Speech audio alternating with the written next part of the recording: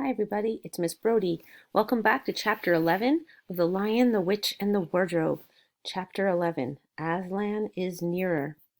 Edmund, meanwhile, had been having a most disappointing time. When the dwarf had gone to get the sledge ready, he expected that the witch would start being nice to him, as she had been at their last meeting.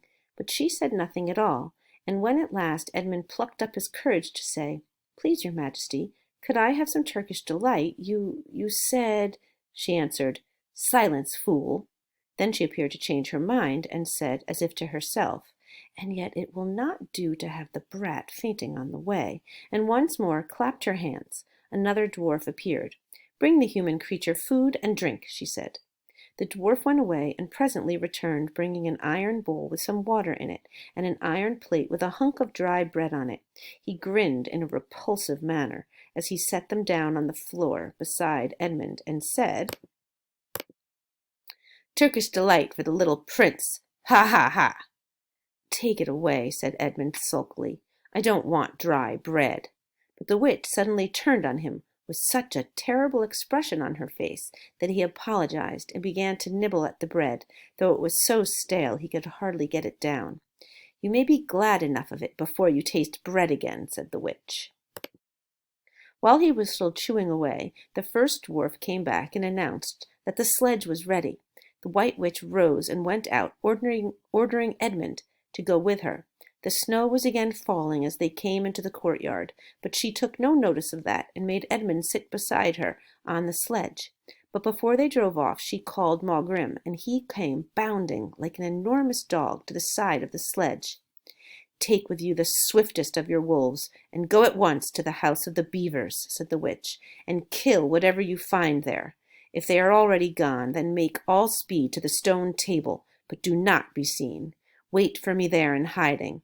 I, meanwhile, must go many miles to the west before I find a place where I can drive across the river. You may overtake these humans before they reach the stone table. You will know what to do if you find them." "I hear and obey, O Queen," growled the wolf, and immediately he shot away into the snow and darkness as quickly as a horse can gallop. In a few minutes he had called another wolf, and was with him down on the dam and sniffing at the beaver's house. But of course they found it empty. It would have been a dreadful thing for the beavers and the children if the night had remained fine, for the wolves would have been able to follow their trail, and 10 to 1 would have overtaken them before they had got to the cave. But now that the snow had begun again, the scent was cold, and even the footprints were covered up. Meanwhile the dwarf whipped up the reindeer, and the witch and Edmund drove out under the archway and on and away into the darkness and the cold.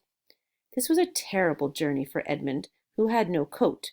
Before they had been going quarter of an hour, all the front of him was covered with snow.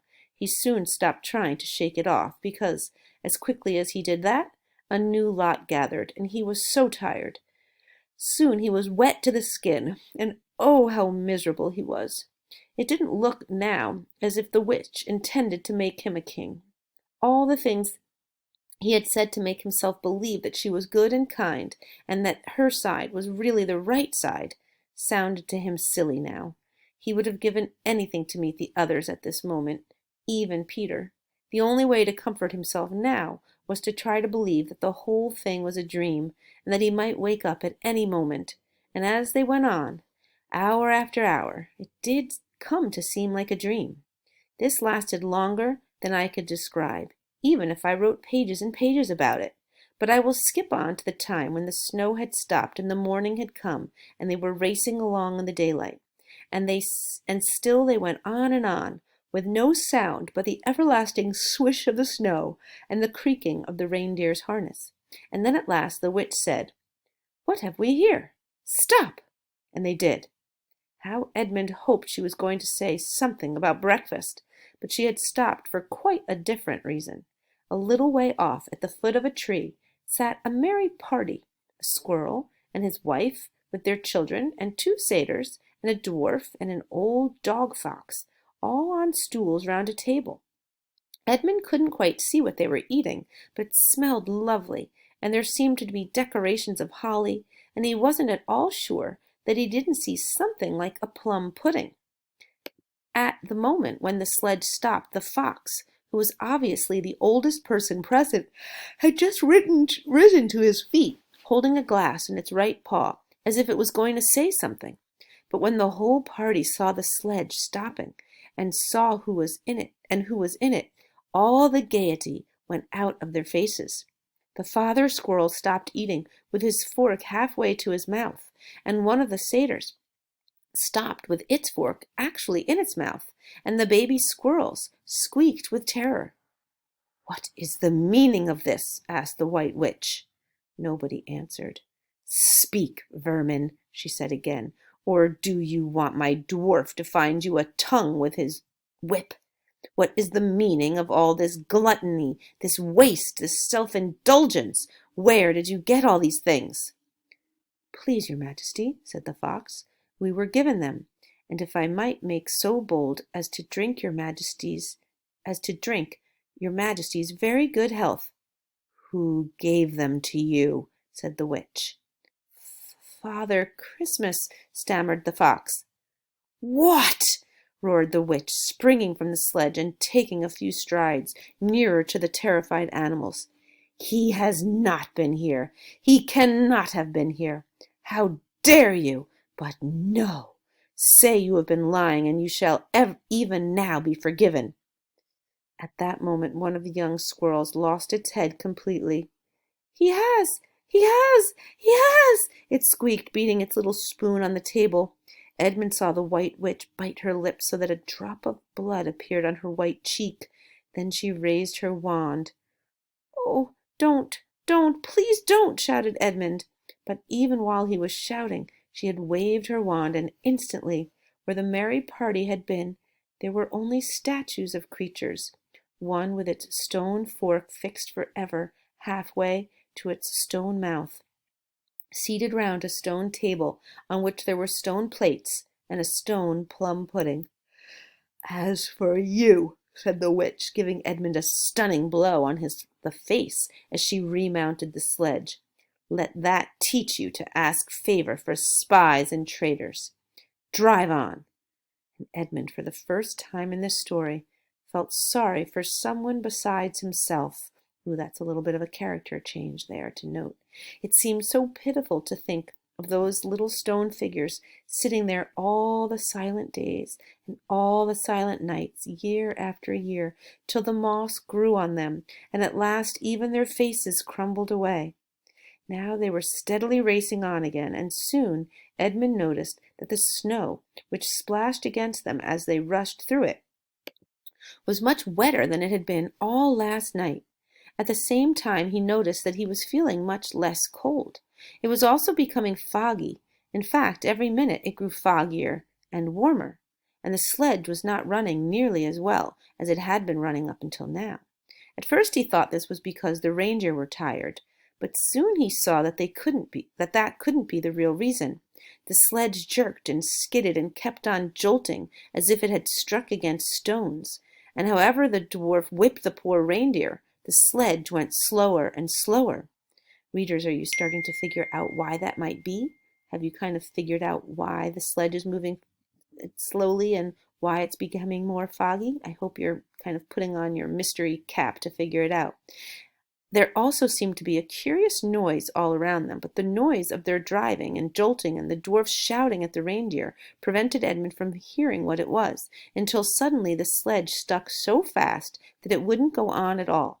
When that happened, there was a moment's silence, and in that silence Edmund could at last listen to the other noise properly.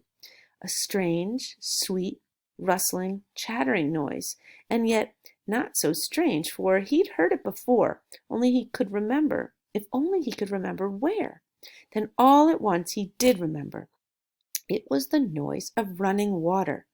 All round them, though out of sight, there were streams, chattering, murmuring, bubbling, splashing, and even in the distance roaring, and his heart gave a great leap, though he hardly knew why, when he realized that the frost was over, and much nearer there was a drip, drip, drip from the branches of all the trees, and then, as he looked at one tree, he saw a great load of snow slide off it, and for the first time since he had entered Narnia, he saw the dark green of a fir tree.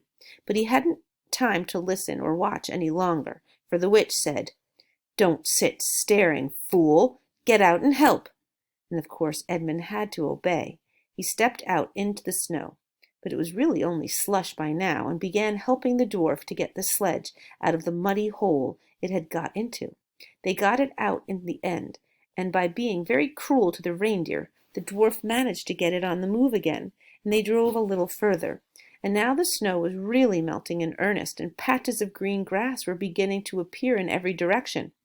Unless you have looked at a world of snow as long as Edmund had been looking at it, you will hardly be able to imagine what a relief those green patches were after the endless white. Then the sledge stopped again. "It's no good, your majesty," said the dwarf. "We can't sledge in this thaw." "Then we must walk," said the witch. "We shall never overtake them walking," growled the dwarf. "Not with the start they've got." "Are you my counselor or my slave?" said the witch. "Do as you're told. Tie the hands of the human creature behind it, and keep hold of the end of the rope, and take your whip, and cut the harness of the reindeer. They'll find their own way home." The dwarf obeyed, and in a few minutes Edmund found himself being forced to walk as fast as he could, with his hands tied behind him. He kept on slipping in the slush and mud and wet grass, and every time he slipped, the dwarf gave him a curse and sometimes a flick with the whip. The witch walked behind the dwarf and kept on saying, "Faster! Faster!" Every moment the patches of green grew bigger and the patches of snow grew smaller. Every moment more and more of the trees shook off their robes of snow. Soon, wherever you looked, instead of white shapes, you saw the dark green of firs, or the black prickly branches of bare oaks and beeches and elms. Then the mist turned from white to gold and presently cleared away altogether. Shafts of delicious sunlight struck down on the forest floor, and overhead you could see a blue sky between the treetops. Soon there were more wonderful things happening. Coming suddenly round a corner into a glade of silver birch trees, Edmund saw the ground covered in all directions with little yellow flowers. Celandines. I've never heard of that flower. The noise of water grew louder. Presently they actually crossed a stream. Beyond it they found snowdrops glowing. "Mind your own business," said the dwarf when he saw that Edmund had turned his head to look at them, and he gave the rope a vicious jerk. But of course this didn't prevent Edmund from seeing. Only 5 minutes later he noticed a dozen crocuses growing round the foot of an old tree, gold and purple and white. Then came a sound even more delicious than the sound of the water. Close beside the path they were following a bird suddenly chirp from the branch of a tree. It was answered by the chuckle of another bird a little further off, and then, as if that had been a signal, there was chattering and chirruping in every direction, and then a moment of full song, and within 5 minutes the whole wood was ringing with birds' music, and wherever Edmund's eyes turned he saw birds alighting on branches, or sailing overhead, or chasing one another, or having their little quarrels, or tidying up their feathers with their beaks. And readers, I'm guessing you can imagine how all of these sounds are making the witch feel. As happy as they're making Edmund, we can pretty much predict they are not giving her much pleasure. "Faster, faster," said the witch. There was no trace of the fog now. The sky became bluer and bluer, and now there were white clouds hurrying across it from time to time. In the wide glades there were primroses. A light breeze sprang up which scattered drops of moisture from the swaying branches, and carried cool, delicious scents against the faces of the travelers. The trees began to come fully alive. The larches and birches were covered with green, the laburnums with gold, the laburnums. Soon the beech trees had put forth their delicate, transparent leaves. As the travelers walked under them, the light also became green. A bee buzzed across their path. "This is no thaw," said the dwarf, suddenly stopping. "This is spring. What are we to do? Your winter has been destroyed, I tell you. This is Aslan's doing." "If either of you mentions that name again," said the witch, "he shall instantly be killed." Yikes. She clearly does not like Aslan. All right. That is the end of chapter whatever we were just on. And boy, Again, I'm hopeful we're going to come across Aslan soon. We're probably